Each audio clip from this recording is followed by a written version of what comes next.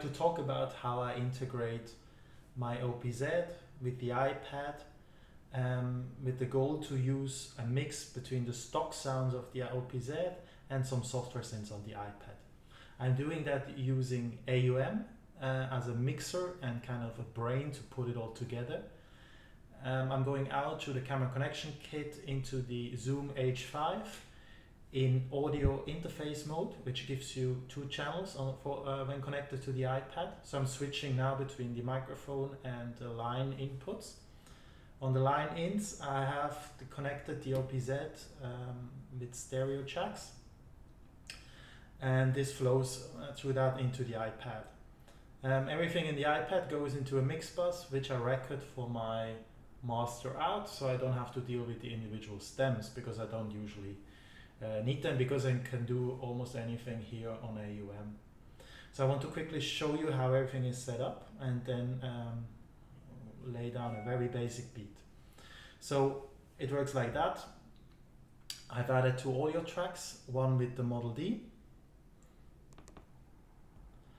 and one with the Animoog, and both those, so the OPZ is connected via Bluetooth in the AUM app. So down here, settings, central, here I added it using the button on the back. And inside the soft synths, I mapped the MIDI channels 5, which is the bass track, and in Animoog's case, I think it's channel number 6, which is the lead track, to receive MIDI.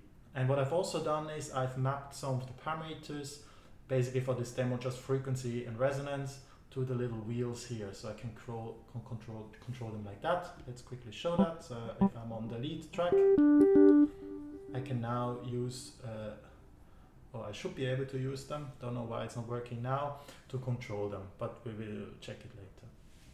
I've created a very simple beat. Let me quickly show you.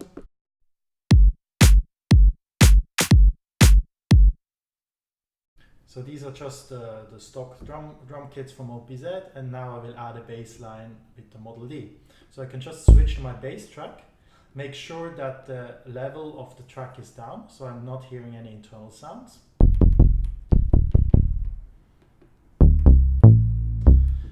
And now I can use the very basic sequencing capabilities of the OPZ without having to do anything different.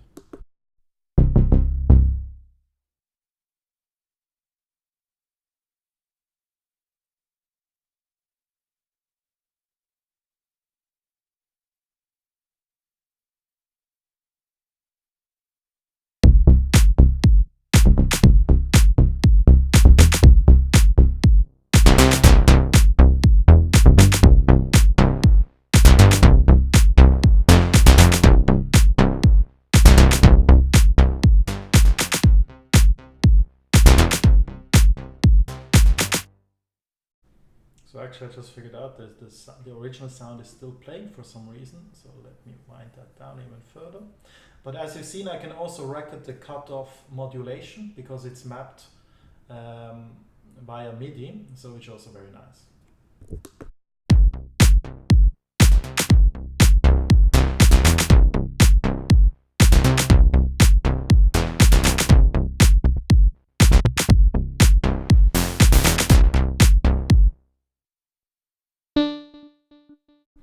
And now the same for the lead sound on the Animoog.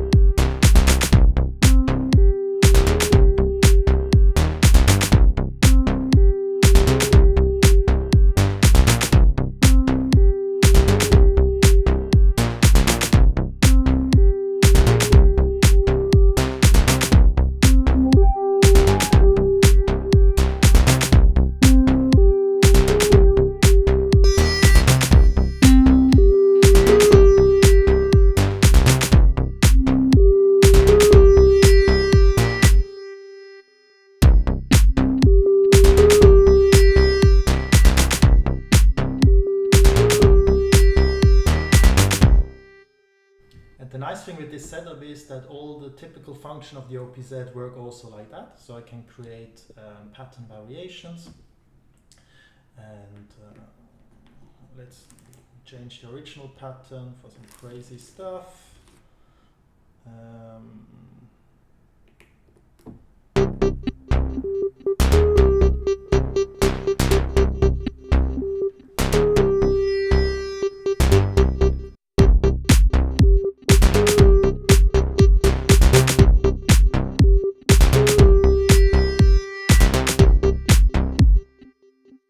And something nice that also works is I can use the performance effects to some degree.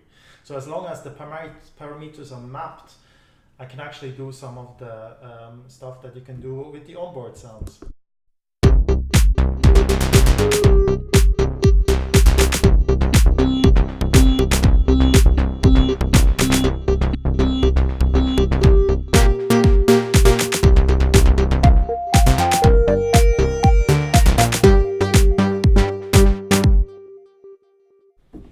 So that's it, and as soon as I want to have a lay down a track and I want to record it, I just record the master out, and via audio share I can then import it on my laptop for further effects and mastering effects.